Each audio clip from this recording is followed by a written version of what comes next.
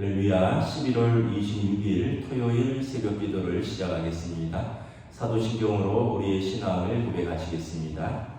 나는 전능하신 아버지 하나님 천지의 창조주를 믿습니다. 나는 그의 유일하신 아들 우리 주 예수 그리스도를 믿습니다. 그는 성령으로 잉태되어 동정녀 마리아에게서 나시고 본디오 빌라도에게 고난을 받아 십자가에 못 박혀 죽으시고 장사된 지 사흘 만에 죽은 자 가운데서 다시 살아나셨으며 하늘에 오르시어 전능하신 아버지 하나님 우편에 앉아 계시다가 거기로부터 살아있는 자와 죽은 자를 심판하러 오십니다. 나는 성령을 믿으며 거룩한 공교회와 성도의 교제와 죄를 용서받는 것과 몸의 구할과 영생을 믿습니다. 아멘. 찬송가 295장 찬양하시겠습니다. 찬송가 295장입니다.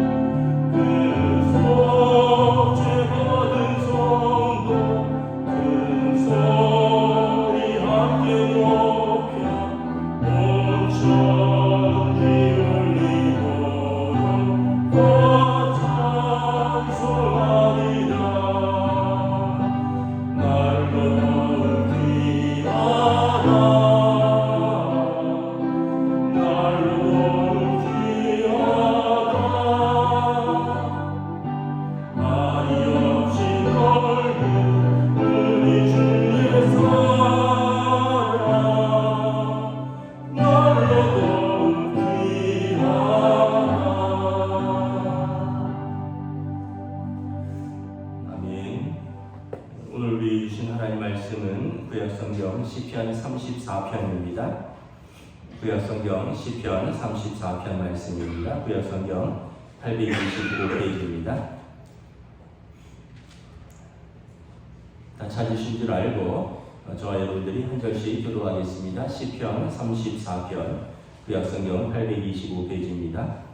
내가 여호와를 항상 송축하며 내 입술로 항상 주를 찬양하리이다.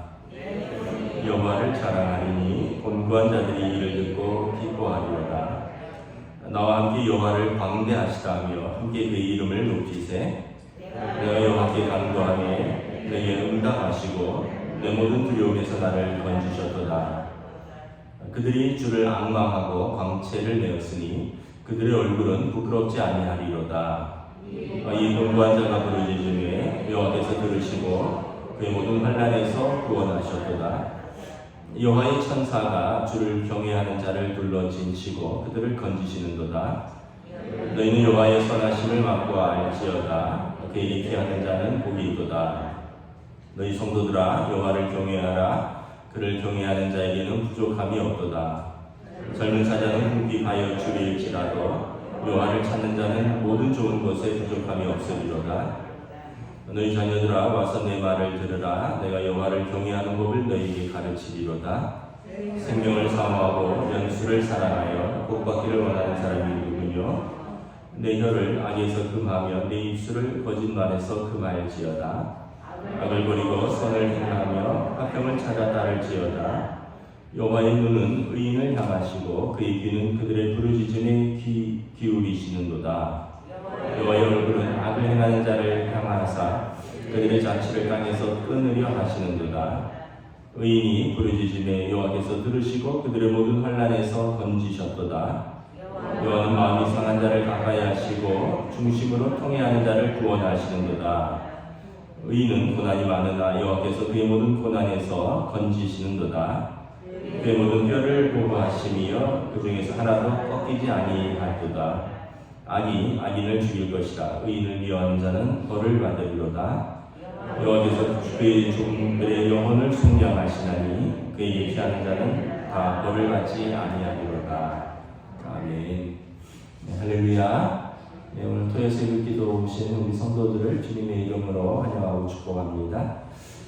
이제 내일부터 쌀쌀해진다 그래요. 영하로 떨어지니까 갑자기 또 영하로 떨어지면 이제 독감 조심하셔야 됩니다. 그리고 계속해서 지금 코로나 확진이 계속 좀 증가세 있습니다. 그래서 날씨가 추울 때 감기, 독감 바이러스랑 코로나 바이러스가 왕성하게 활동한다 하니까 어른들은 각별히 건강 조심하시고 또 백신을 맞으셔요. 저도 이제 다음 주에 백신을 맞으려고 하는데 우리 어른들이 많기 때문에 건강을 잘 지키셔야 할 것 같습니다. 오늘 말씀은 시편 34편은 다윗 왕의 시편인데 부제가 뭐냐면 다윗이 아비멜렉 앞에서 미친 채 하다가 쫓겨나서 지은 시. 이 내용을 이제 성경을 자세히 읽어보신 분은 무슨 상황인지 아실 텐데 사무엘상 이제 21장이 배경입니다. 다윗 왕이 이제 왕이 되기 전이죠. 사울 왕이 현상수배 몸으로 다윗 왕을 쫓고 있을 때 사울 왕이 추격을 피해서 더 이상 이스라엘 땅에 살 수 없어서 블레셋 땅 이웃 나라로 망명을 갑니다. 망명을 갔는데 이제 블레셋의 신하들이 블레셋 왕 아비멜렉에게 구하는 거죠. 저 다윗은 보통 장수가 아니다. 예전에 우리 골리앗 장수를 무너뜨린 장수다. 다윗을 살려주면 안 된다. 지금 비록 쫓기고 있고 힘이 없는 것 같지만 지금 죽여서 화해의 근원을 끊어야 된다는 거예요. 그러니까 다윗이 얼마나 곤고하겠습니까? 자기 나라에서 자기 나라 왕이 죽이려고 하죠. 또 이웃 나라로 피했는데 그 이웃 나라는 이전에 자기가 골리앗을 죽였던 나라니까 여기서도 죽이려고 합니다. 그래서 결국 이제 다윗 왕이 아비멜렉 앞에서 미친 척합니다. 머리를 풀어헤치고 침을 질질 흘리고 눈동자가 그냥 흘러다니고 말을 행성을수설하고 여러분 얼마나 괴로울까요? 얼마나 괴로우면 미친 척하고 싶었을까요? 다윗은 아마 정말 미치고 싶었을 거예요. 근데 하나님이 그 영혼을 잡아주시니까 미치지는 못하는데 인간적으로는 아마 미치고 싶었을 겁니다. 다윗의 아내가 미갈이잖아요. 사울 왕의 딸입니다. 다윗의 아내를 사울 왕이 거둬가 버렸죠. 그리고 자기를 죽이려고 하죠. 유대 땅에는 자기가 있을 곳이 없죠. 결국은 이웃 나라 가서 거기서도 자기를 죽이려 하니까 그냥 아마 자기 마음에 미치고 싶은 마음을 그냥 잘 드러낸 것이 아닌가. 그런데 이 다윗이 이제 아비멜렉이 뭐라고 하냐면, 야, 내가 만나보니 다윗이 제정신이 아니다. 야, 저 사람이 뭘 큰일을 하겠느냐. 저 미친 사람이 어떻게 나를 위협하겠느냐. 그냥 쫓아내버려라. 그래서 거기서 또 쫓겨납니다. 그래서 오늘 본문의 제목이 다윗이 아비멜렉 앞에서 미친 채 하다가 쫓겨나서 지은 시입니다.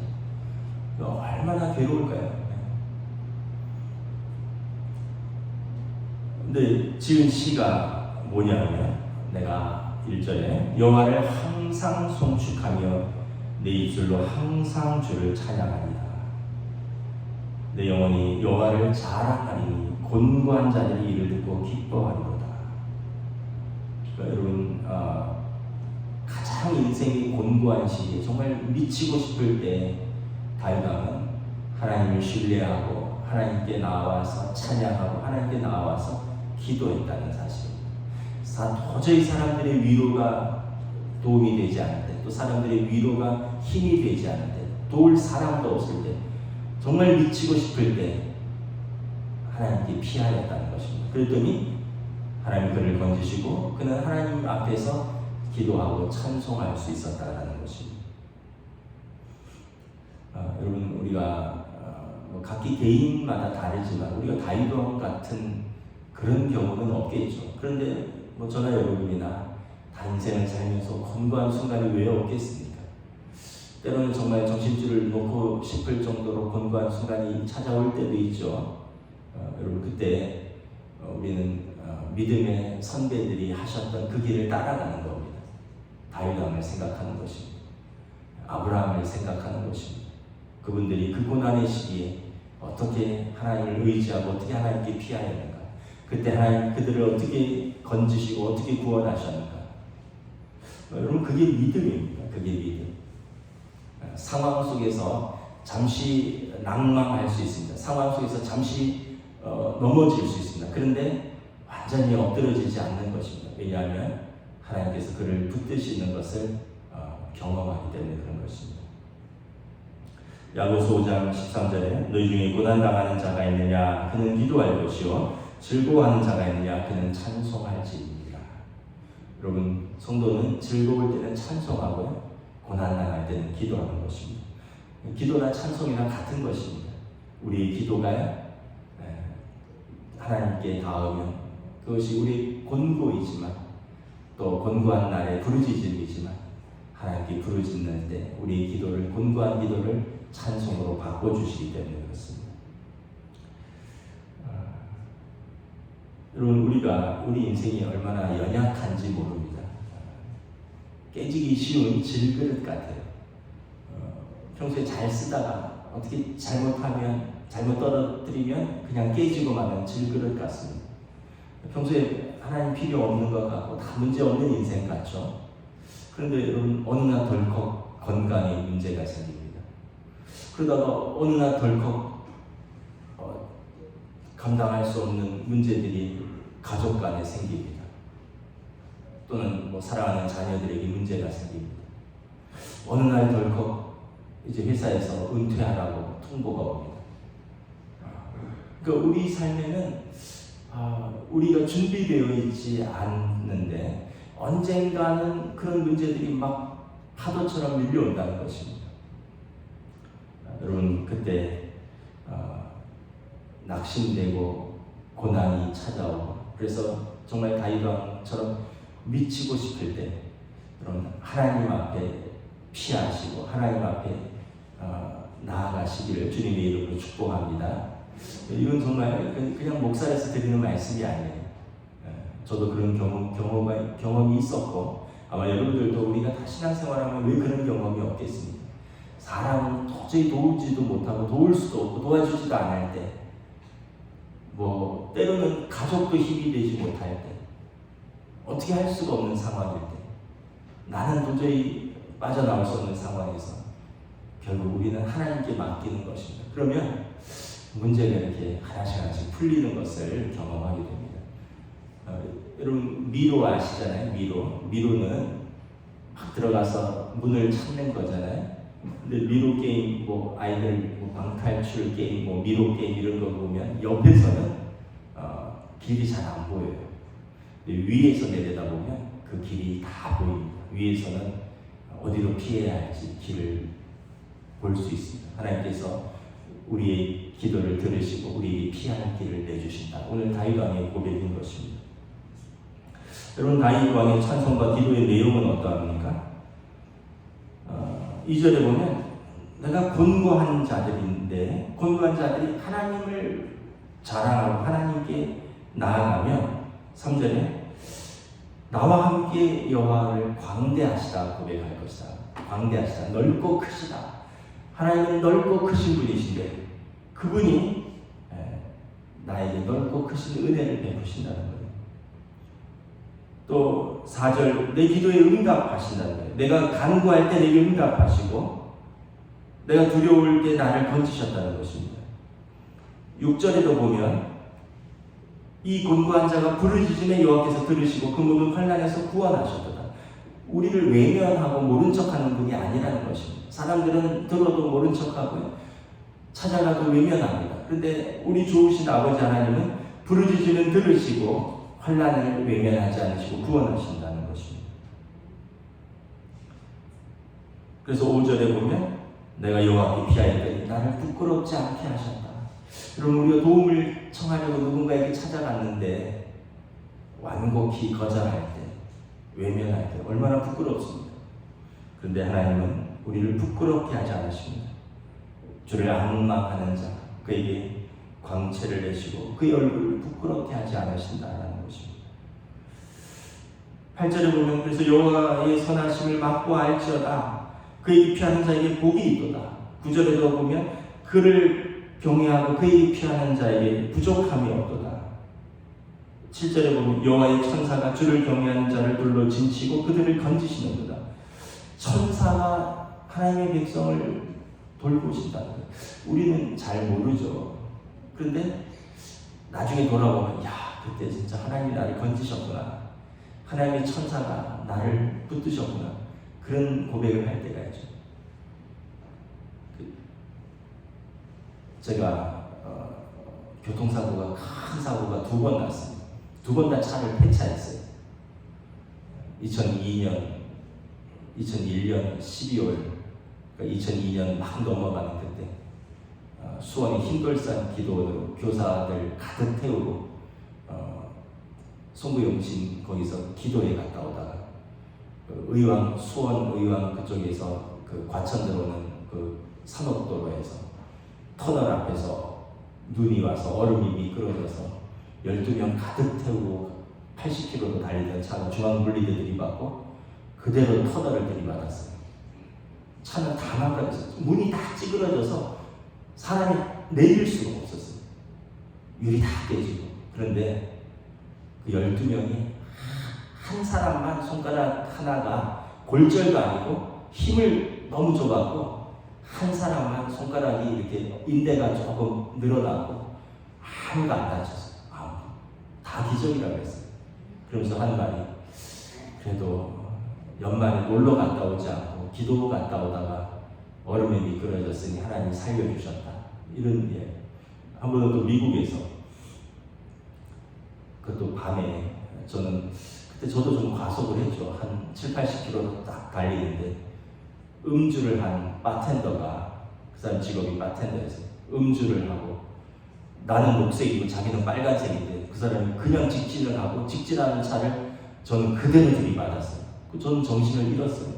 머리를 유리창에 부딪히고 앰뷸런스가 와서 실려가고, 그 사람이 100% 마시죠. 왜냐하면 저는 파란색에 그냥 80km로 달려고 그 사람은 빨간색에 달려서 그냥 벽을 제가 들이받았으니까 그대로 그 SF5인데 우리 한국 차로 말하면 그런 차가 그대로 폐차됐어요.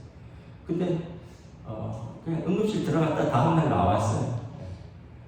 참 그런 거 보면 하나님이 참 돌보신다. 이런 걸 고백하지 않을 수 없어요. 또 저희 아들도 교회 옥상에서 5학년 때가 떨어졌잖아요. 바로 밑에 다행히 저희 사택 베란다 쪽으로 떨어져서 한 1.5m 아래로 떨어져서 아무도 안 다쳤지만 다른 방향으로 떨어졌으면 죽는 거죠. 5학년짜리 아이가 옥상에서 떨어졌는데, 돌아보면 하나님께서 음으로 양으로 우리를 얼마나 도우시고 지키시는지 몰라요. 뭐 저희 경험을 얘기했지만 여러분들도 다 그런 경험이 있을 겁니다. 경험과 달라서 그렇지. 정말 육신적으로 어려웠을 때, 경제적으로 어려웠을 때, 또는 어떤 관계적으로 어려웠을 때, 정말 죽는 줄 알았을 때, 죽고 싶었을 때, 하나님께서 살려주셨을 때 지금 이렇게 예배드리는 거죠.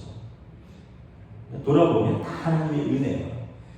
여호와는 광대하시도다. 크고 넓고 크신 그 하나님이 우리를 지키시고 그에게 피하는 자 도우시고 건지시는도다. 오늘 다윗 왕의 고백이 우리의 고백인 줄 믿습니다. 다윗 왕은 사울 왕에게 여러 번 죽을 뻔했습니다.